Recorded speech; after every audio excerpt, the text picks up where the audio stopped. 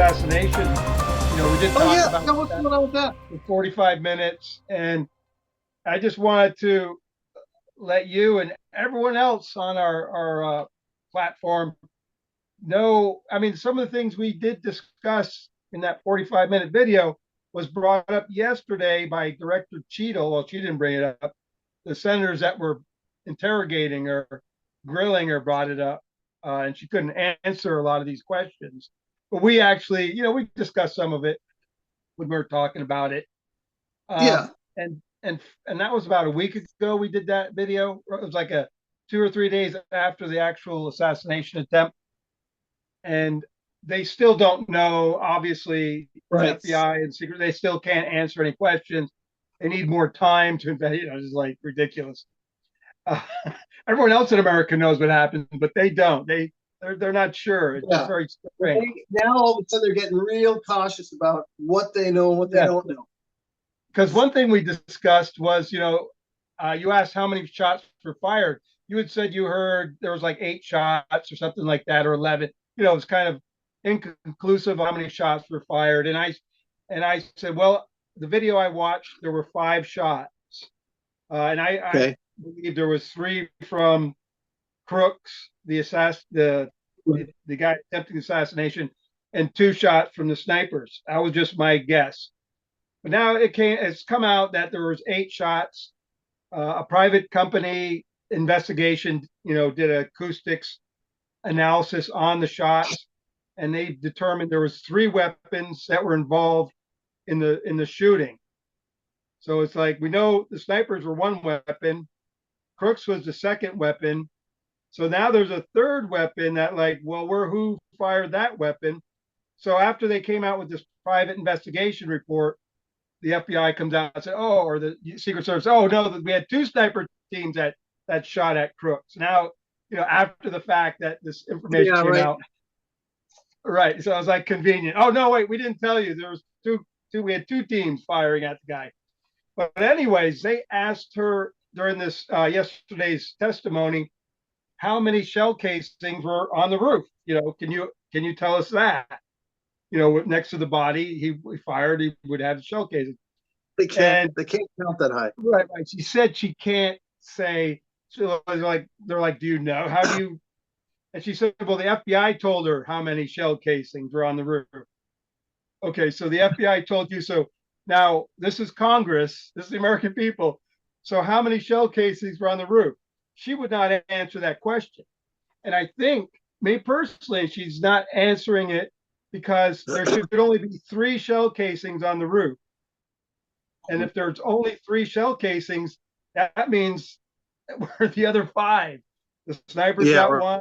right. So she couldn't answer that simple question of like, oh yeah, there's 5 shell casings on the roof. That would mean he fired the weapon 5 times, which would make sense, whatever.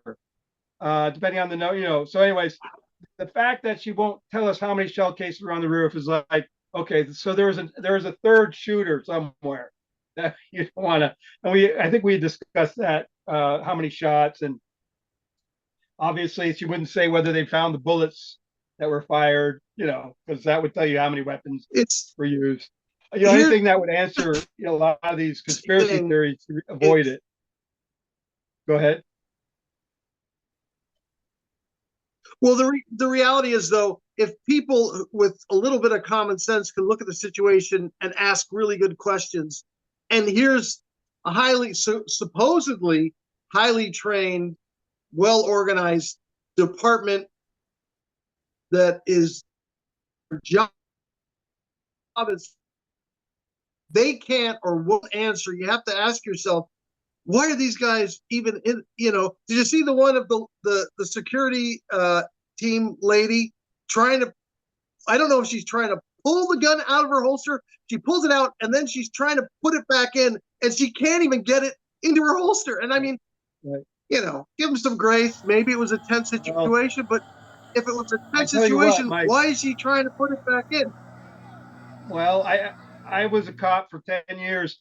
I tell you, I would practice removing my weapon, you know, putting it out there, putting it back. I mean, before I went to work, I do that Right. 10, 20 times. Just practice. because sometimes your holster's in a different spot. You know, I did undercover, so sometimes it was a little further back, or if I was in uniform, it was right. So I Right. always made sure that I could get it out quick and I get it. I mean, that was just every day you may have to pull that weapon. So it was a constant thing. Yeah. So I drew my weapon over, a couple thousand times within a year, So the fact that she had such a struggle Wow. to get that back in, I mean, nothing against her. Maybe she didn't practice enough, which that in itself is scary too. You want somebody protecting a Yeah. president a little bit more skilled Yeah. You know what? That's what I mean. I think you bring up a good point. Your job is to be able to use your weapon confidently yeah. in a stressful I mean, situation. that You is can't even get it back into the holster. that's a You priority kind of if got you're to law go, enforcement. well, yeah, I mean, because that's kind of your job to be able to draw your weapon, use it, and put it back in, and be able to put it back in the holster. And I guess that's the And thing. even if You you're look at having difficulty, you just do a tap with your other non-firing hand, and that will help you get it. If you're having a difficult time, you right. just kind of. I think she tried that, but I don't know if she could reach all the way out. Yeah, but anyway, I think she attempted to do the old finger feel and then slip it back in, but I don't think that worked for her. But anyway, in stressful situations, typically your instincts take over. All the training you've done really kick in those kind of situations where you're just like, oh, your body is just muscle memory kicks in, and you're just doing stuff without even realizing it. Well, So listen, obviously, I agree with you. There were certain aspects of those individuals that were there on scene did not seem competent. I mean, it just appears that well, in here's the the other video they just don't contention. appear competent. The other Huh? contention that I heard being made is that there really weren't that many, whatever that means. I was watching Joe Rogan, and he was saying, from what he heard, that there were three things that stuck out to me. Number one, the kid at one point actually had a weapon of some sort out, pointed it at a police officer, and the police officer ran off.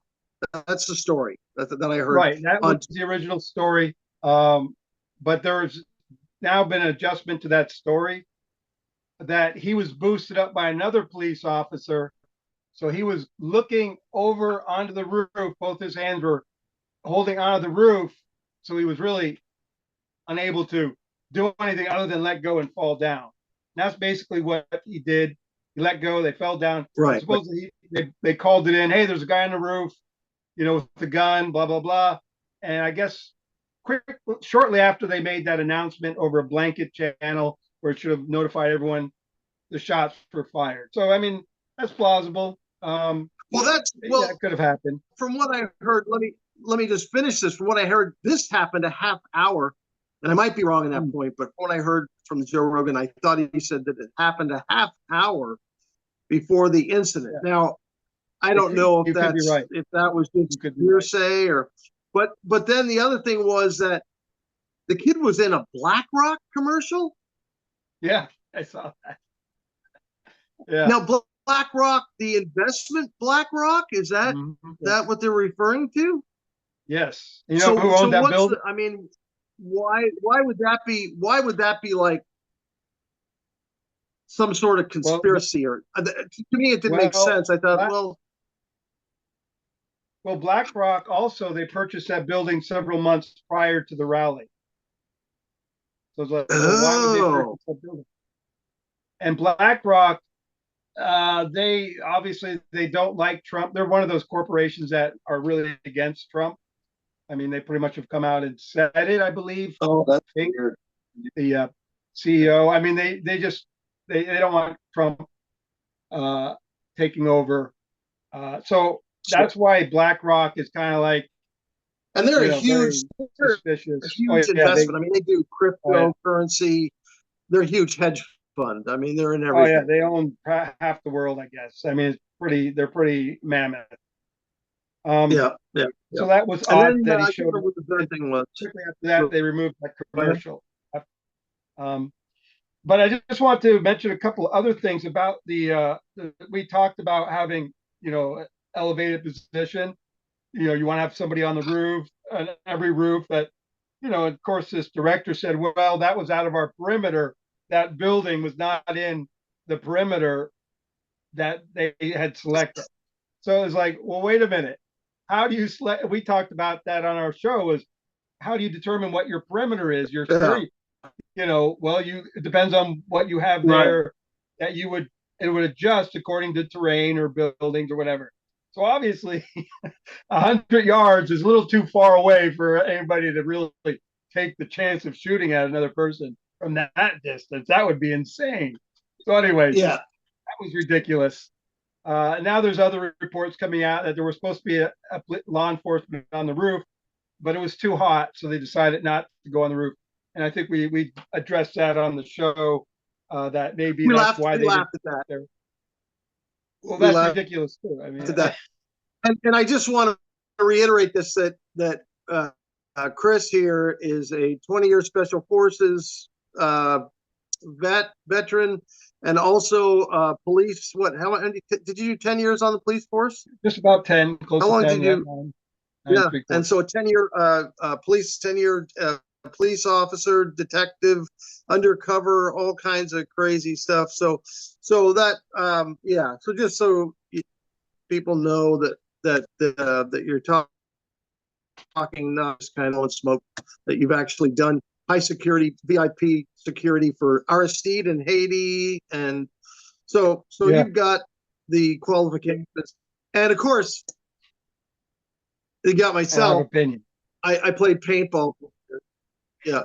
There you go. Well, so line of sight, elevated position, Yeah. how valuable I mean, all that stuff is. I mean, tactical training. Goes without saying. But anyway, yeah, just interesting. I mean, not even so much. It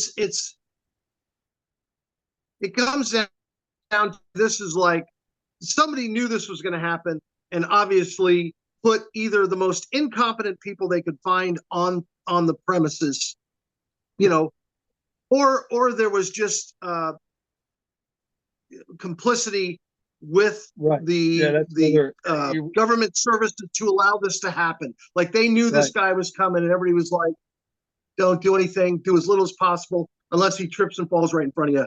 Then of course you're stuck." But just act like this isn't happening. I mean, that's the only thing you come away. The only conclusion you come away with is either they were so incompetent they should be all fired and never allowed to do any sort of government work or police work again, or they were complicit.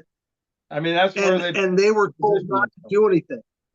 Because it's just getting to a point where you just go, no, this is like Epstein in the jail cell. It's like, yeah, this is you could, if you wrote a book and people go, that's not believable. All right. How incompetent could you be? I mean, anyway.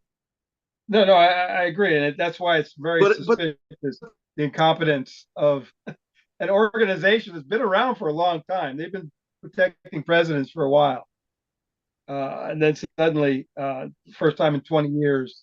Yeah, I mean, and granted, it's that's almost an impossible job within an industry. I mean, it is a very difficult job. I can't imagine this, and I don't mean to, but some of the stuff that went on is just hard to believe. It just exactly. Is. I mean, and you look at what happened with Reagan. There's crowds of people around. Yeah. This guy just pulls out a gun and gets off what, 2 or 3 shots? Yeah, one. Yeah. Before they tackled him, he shot the advisor to the president. I can't remember that guy's name. And anyway, no, it's not like this guy I'm not saying that, but this is kind of like, it's not like he used the sewer system to get on the premise and then hid inside a wall for 3 days, and then it wasn't anything like that. I mean, it was kind of like, well, he drove up and he had a bicycle with 2 backpacks on it, parked it there at the rally, and had a rangefinder. And there's pictures of him like over by the building, just like, and they identified him over an hour prior to the shooting that he was suspicious. Yeah. And they even asked this director, like, well, why didn't you contact him if he's suspicious? Well, he wasn't a threat. Well, if he's I would suspicious, argue he that could he be a was. threat. I mean, you could, you go talk to the guy, say, "Are you a threat?" I don't know. It's just like Hey, typically what do working you law plan on doing with that enforcement, AR-14? working law enforcement. If you see someone suspicious, you contact them. You get in their face. You let them know that you're watching them, even if they're not a threat. But if they're suspicious, you make some sort of contact. Obviously, that didn't happen. She couldn't say that whether it happened or not, or she wouldn't say. They let this guy walk through, climb. Yeah. That's what it appears to me. No timeline. I mean, it was very, just not transparent at all. Her testimony. She knew nothing, but she's a director. Just like, and she did resign this morning. Oh, As of what's today, July That's the 23rd, she's resigned from her thing. That's position. what's so incredible. What's so incredible is that these people are held accountable, but that you can't hold them accountable because they just get to say, "No, we didn't." No, Yeah, I'm done. you I can't quit. do anything to them. They can't. Right, they're bureaucrats. Yeah. She didn't even get fired. She didn't even get fired. She resigned herself, so they couldn't question her. I mean, it's just like, Yeah. nobody's accountable unless you're some Joe Schmo that owns a piece of property and you got wetlands on it and you mess with the EPA. Then you get thrown in jail. Right. Yeah. Or you happen to rattle a gate at a protest. If you rattle a gate, Yeah. You're arrested. I mean, they're gonna come all after you. these Or you don't pay your government tax. officials that yeah, all these government officials that all these horrible things are happening around us, and these guys just go, I don't know. You got COVID. They have proof that it came out of a lab in China, and everybody goes, yeah, well, whatever. Then you find out the guys that ran the whole so-called inoculation were getting kickbacks, and they get to go, I'm not going to tell you whether I got kickbacks or not. And Fauci, they got him on camera going, I'm not going to tell you. What are you going to do to me? What can you do? You can't touch me. And You Congress can't touch me. And it's just like, yeah. Of course, they've arrested some of Trump's cabinet members, but other than that, yeah, Fauci, he's above the law. Yes. But anyways, this whole attempted assassination, It's it just stinks. unbelievable. Smells worse than swamp ass to me. And I think we've discussed it enough. It's unbelievable. And I just would like to make sure the American public keeps it in their purview. Keep asking questions about it, because what I believe they're going to try and do is distract everybody from that incident, and because something else has happened, and then that will become the focus, and everyone will just kind of forget about the attempted assassination and that this cover up and all that.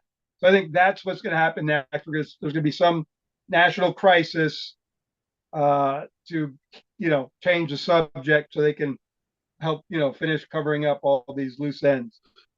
But so be aware of that. It'll be interesting. Head on a swivel. Yeah, it'll be interesting to see if that does happen. I don't. You know what? I think that it'll be interesting to see if that does happen. I don't see how they would be able to do that. I mean, this is a big deal. I mean, this is like, I don't know. I mean, obviously, how are people going to respond? I think most people, just like you say, they'll just go back to sleep. It's like, well, yeah, they want to prolong it. They want to slow walk the investigation. I think.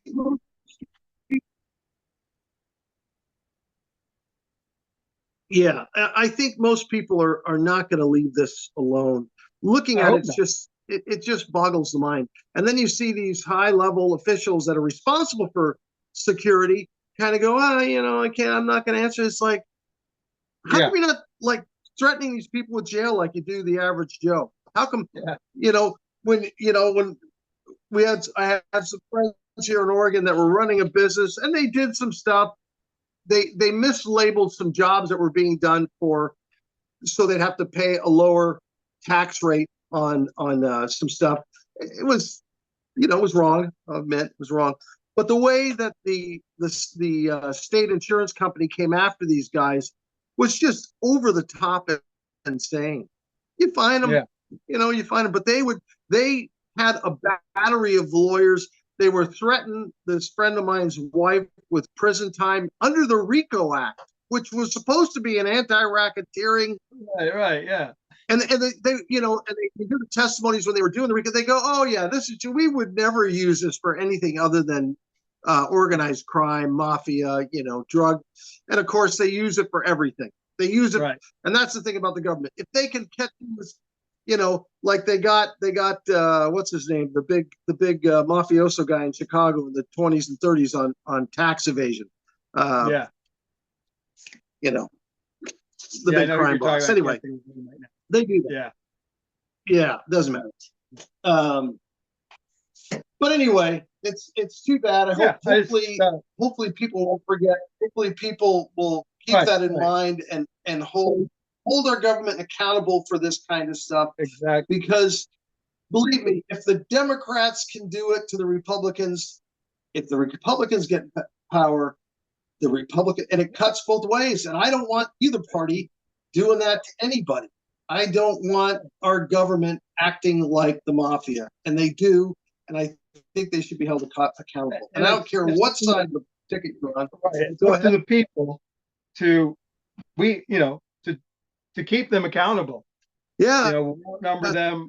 It's up to us as the American public to stay after them. Well, that's the thing. Answers. The only way to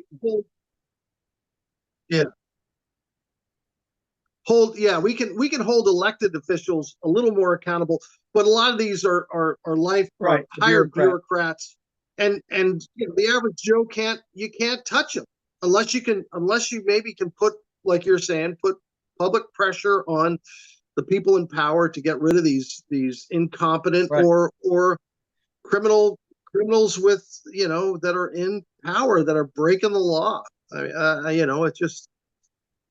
It's a crazy world, dude.